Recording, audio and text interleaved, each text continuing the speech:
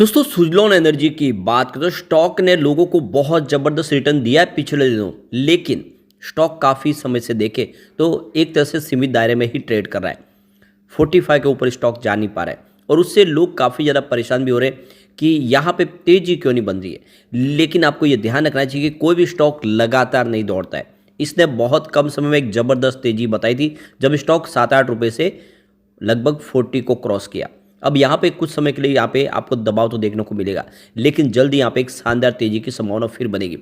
वैसे स्टॉक में बहुत बड़ी दौड़ बाकी है, क्योंकि आप ये समझ ही सकते हो कि जिस सेक्टर में कंपनी काम करी है उसमें ये लीडर है और आने वाले समय इसकी प्राइस जो इस समय बहुत कम है, बहुत ज़्यादा बढ़ सकती है। यानी यहाँ पे कुछ बड़ी अपडेट निकल के आ रही है जिसको इस वीडियो के माध्यम से डिस्कस करेंगे। आने वाले समय सुजलॉन को बहुत सारा बेनिफिट हो सकता है सरकार की इस नई स्कीम के तहत। तो क्या है वो स्कीम, उसको जानेंगे। दूसरी तरफ क्या इस लेवल पे हमें खरीदारी करनी चाहिए। वैसे बाजार में जो सबसे बड़ी प्रॉब्लम है कि एफआई इस समय बाजार में लगातार बिकवाली कर रहे हैं। उनकी तरफ से आप देख सकते हो कि बहुत ज़बरदस्त बिकवाली हो रही है और ये देख सकते हो कि जब तक एफआई की बिकवाली जारी रहेगी तो बाजार में दबाव बना रहेगा। और ऐसे में हमें सुजलॉन में क्या करना चाहिए जानने की कोशिश करेंगे इस वीडियो के माध्यम से। लेकिन फ्रेंड उससे पहले अगर आप पहली बार हमारे चैनल पे आए तो चैनल को सब्सक्राइब कर दीजिए, एक बेल आइकॉन दबा दीजिए ताकि जब भी नया वीडियो बने पहला नोटिफिकेशन आपको मिले। वीडियो पसंद आए तो लाइक शेयर जरूर कीजिए। चलो फ्रेंड्स वीडियो स्टार्ट करते हैं। मैं हूँ आपका दोस्त SP दवे और हमारे अपने चैनल ऑनलाइन कमाई में आपका बहुत बहुत स्वागत है। अब यहाँ पे अगर हम एफआई की बिकवाली की बात करें तो लगातार वो बहुत ज़बरदस्त बिकवाली कर रहे हैं। अगर आप 25 जनवरी यानी कल की भी बात करें तो उन्होंने 34,280 करोड़ का नया इन्वेस्टमेंट किया, लेकिन सामने 36,424 करोड़ की उन्होंने बिकवाली की। तो उनकी जो बिकवाली का आंकड़ा है वो 2,144 करोड़ का है। और इससे पहले 24 जनवरी को उन्होंने बहुत भारी भरकम बिकवाली के करीब 6,900 करोड़ की। और इस महीने में उन्होंने करीब अभी तक 35,778 करोड़ की बिकवाली कर दी है। तो बहुत ज़बरदस्त उनकी बिकवाली हो रही है और इसी वजह से बाजार में तेज़ी बन नहीं पा रही है। दूसरी तरफ बाजार को जो सपोर्ट मिल रहा है वो है DI का। DI ने कल 12,353 करोड़ का नया इन्वेस्टमेंट किया, सामने 8,878 करोड़ की बिकवाली की। तो उनकी जो खरीदारी का आंकड़ा है वो 3,474 करोड़ पॉजिटिव है।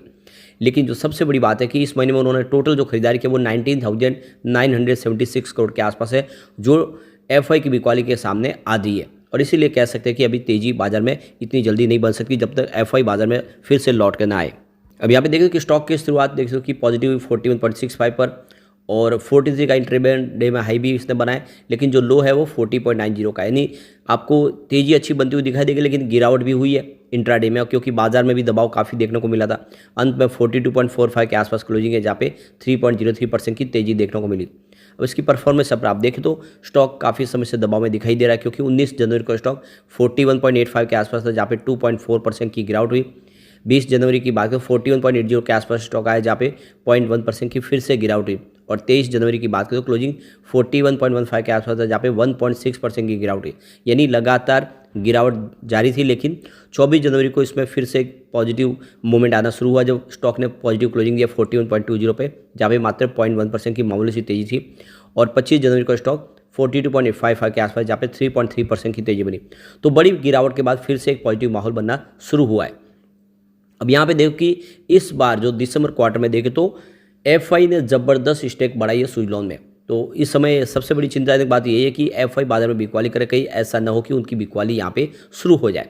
वैसे उनको इस स्टॉक के ऊपर भरोसा है और इसीलिए इन्होंने दिसंबर क्वार्टर में काफ़ी अच्छी अपनी होल्डिंग बढ़ाई है। लेकिन जो सबसे बड़ा जो प्रॉफिट बुकिंग हुआ है वो है म्यूचुअल फंड की तरफ से। म्यूचुअल फंड की होल्डिंग बहुत ज़बरदस्त स्ट्रीम हुई है। 4.7% की होल्डिंग थी उनकी, जो मात्र 1.33% रह गई है। तो प्रॉफिट बुकिंग हुई है जम के म्यूचुअल फंड की तरफ से और इसी वजह से इसकी प्राइस भी आपको नीचे आते हुए दिखाई देगी। बंधन कोर इक्विटी फंड की जो होल्डिंग थी 1.23% थी, उन्होंने अपनी होल्डिंग कम कर लिया और इसीलिए वो 1% से नीचे आ गए। इसलिए अभी वो म्यूचुअल फंड की जो शेयर होल्डिंग पैटर्न में आप देखें तो वहाँ पे आपको इनका नाम शो नहीं होता, वो दिखाई देगा। बैंक ऑफ बड़ौदा की होल्डिंग भी 1.05% थी Q3 में, जो इस समय आप देखा Q2 के दौरान जो इस समय दिखाई नहीं देगी, क्योंकि उन्होंने भी अपनी कुछ यहाँ पे प्रॉफिट बुकिंग कर ली है। लेकिन सबसे जो बड़ी बात है कि ब्लैक रॉक ने अपनी होल्डिंग को बनाए रखा। 5% की अच्छी खासी होल्डिंग ब्लैक रॉक की है और जब तक ब्लैक रॉक का निवेश है तब तक यहाँ पे चिंता की बात नहीं, क्योंकि बहुत बड़े इन्वेस्टर है विश्व के और काफ़ी ज़्यादा उनके पास अनुभव है और इस समय वो यहाँ पे अपनी 5% की स्टेक लेकर रखे हुए, तो ये बड़ी बात हो जाती है। और वैसे भी उनकी जो खरीदारी है वो आप देख सकते हो कि 28-30 रुपये के आसपास की है। तो तो यहाँ पे अब जो बड़ी अपडेट निकल के आ रही है कि सरकार ने ओल्ड विंड टरबाइन बदलने के लिए पॉलिसी लागू की है, यानी जितनी भी विंड टरबाइन है जो पुरानी हो चुकी है, जो इस समय प्रॉपर वर्क नहीं कर रही है, जहाँ से अच्छे से बिजली पैदा नहीं हो पा रही है, उन सबको बदलने के लिए सरकार ने नई एक पॉलिसी लाई है जिसमें अपग्रेडिंग करना है ओल्ड विंड को। और ईयर 2000 के पहले जितनी भी विंड टरबाइन है वो सारी की सारी बदलनी है। अब उसमें आप देख सकते कि पूरी विंड टरबाइन डिसमेंटल नहीं करनी है, बल्कि उसमें देखें तो जो उनके प्रॉब्लम हो, जैसे कि गियर बॉक्स खराब हुए या फिर ब्लेड्स खराब है, जनरेटर खराब है या उसके कंट्रोलर खराब है, जो भी प्रॉब्लम है, जो प्रोडक्ट खराब हुए, जो कोई उसके पार्ट्स बदल के उसको फिर से उसकी लाइफ को आगे बढ़ाना है। और यहाँ पे इसके लिए सबसे जो बड़ा मौका है वो सुजलॉन एनर्जी के लिए, क्योंकि ईयर 2000 के पहले आप देखें तो मार्केट में जो विंड टरबाइन के जो सबसे बड़े लीडर थे तो वो सुजलॉन थे, उनके द्वारा ही सारी की सारी विंड टरबाइन इंस्टॉल की गई है। और ऐसे में उनके पास वो सारी के सारी अनुभव भी है और उनको पता भी है कि पार्ट्स कौन सा बदलना है, किस तरह से उसकी लाइफ को बदलना, क्योंकि उनके द्वारा ही वो सारी वहाँ पे इंस्टॉल की गई है। और ऐसे में ये सबसे बड़ा मौका होगा कि वो विंड टरबाइन जो पुरानी लगी हुई है वो सारी सुजलॉन ही बदलेंगे। ऐसे में सुजलॉन के लिए गोल्डन अपॉर्चुनिटी है, बहुत सारी विंड टरबाइन जो यहाँ पे इस समय रिपेयरिंग करनी है। अब यहाँ पे इंडिया की विंड टरबाइन कैपेसिटी की बात करें तो 21.1 गीगावाट के आसपास थी मार्च 2014 में, जो देख रहे हो कि 44.29 गीगावाट तक पहुँच गई है अक्टूबर 2023 तक। तो काफ़ी शानदार तरीके से देखें तो विंड एनर्जी की हमारी कैपेसिटी बढ़ी है और इस समय सरकार भी इसको पूरा सपोर्ट कर रही है। तो यहाँ पे करीब 25.40 गीगावाट की जो कैपेसिटी की जो विंड टरबाइन है उसको बदलना है। जो 2 मेगावाट सीरीज से नीचे की जितने भी विंड टरबाइन है उनको बदलना है, उसको अपग्रेड करना है, जो देखो कि तमिलनाडु में ज़्यादा करके सारी लगाई गई है।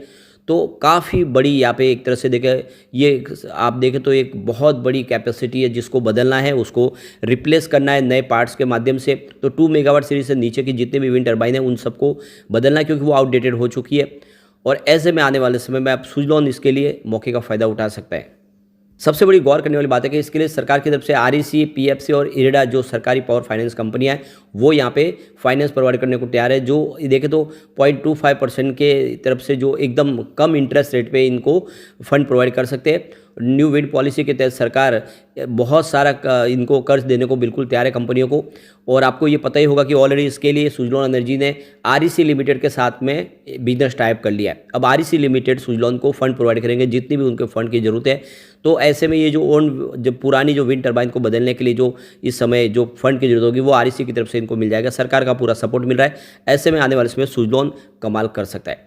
दूसरी तरफ देखें तो सुजलॉन एनर्जी ने S144 3 मेगावाट सीरीज़ की जो नई सीरीज लॉन्च की है उसको RLMM लिस्टिंग मिल चुका है। सरकार की तरफ से उसकी उनको सर्टिफिकेट दे दिया गया है। अब वो कमर्शियली इस नई 3 मेगावाट सीरीज़ को शुरू कर पाएंगे और इसका देख सकते हो ये जो है ये गेम चेंजर साबित होगी। इसके अंदर वो सारा पोटेंशियल है कि इसके कारोबार को और तेज़ी से बढ़ा सकते हैं। ऐसे में जिस तरह से नई विंड टरबाइन सुजलॉन ने लॉन्च की है इसके बिजनेस में डेफिनेटली बहुत बड़ी तेज़ी आ सकती है। और वैसे भी देखें तो सुजलॉन के लिए जो सबसे बड़ी अपॉर्चुनिटी है कि अब सुजलॉन आने वाले समय में निफ्टी मिड कैप विंड 50 में शामिल होने जा रहा है, जिससे बहुत सारा फ्रेश इन्वेस्टमेंट भी आना शुरू होगा। और साथ में आप देख सकते हो कि यह निफ्टी मिड कैप का हिस्सा भी बन चुके हैं MFI इंडेक्स में, जो 1 फरवरी से यहाँ पे इस इंडेक्स के अंदर शामिल होने वाला है निफ्टी मिड कैप के अंदर। अब आप देख सकते हो कि उससे ये होगा कि जो स्मॉल कैप में निवेश होता था वो निवेश बढ़ेगा। मिड कैप में बहुत सारी कंपनियां निवेश करती हैं, उनका फ्रेश इन्वेस्टमेंट भी 1 फरवरी से सुजलॉन में आना शुरू हो जाएगा। ऐसे में सुजलॉन की तकदीर बदल सकती है और उसकी प्राइस बढ़ सकती है। तो लॉन्ग टर्म इन्वेस्टर के लिए बहुत अच्छा मौका है कि इस समय सुजलॉन में निवेश करें। आने वाले समय सुजलॉन आपको मालामाल कर सकता है। यानी इसको अगर आप 5 साल का 10 साल देते हैं तो इसकी जो प्राइस यानी पुरानी जो प्राइस थी 400, इसकी पुरानी प्राइस थी 2008 के पहले, उसको क्रॉस करके फ्रेश हाई बन सकता है। यानी 500 को भी ये टच कर सकता है या उससे ऊपर भी जा सकता है। तो लॉन्ग टर्म का नजरिया लेकर सुजलॉन के निवेश का सही मौका, खरीदारी करें। लेकिन फ्रेंड कोई भी इन्वेस्टमेंट करने से पहले अपने फाइनेंशियल एडवाइजर से बारे ले ले या अपना खुद का रिसर्च करें, क्योंकि मैंने वीडियो आपके एजुकेशनल पर्पज के लिए ही बनाया। वीडियो पसंद आए तो लाइक से जरूर कीजिए और चैनल को सब्सक्राइब कर दीजिए। Thank you friend.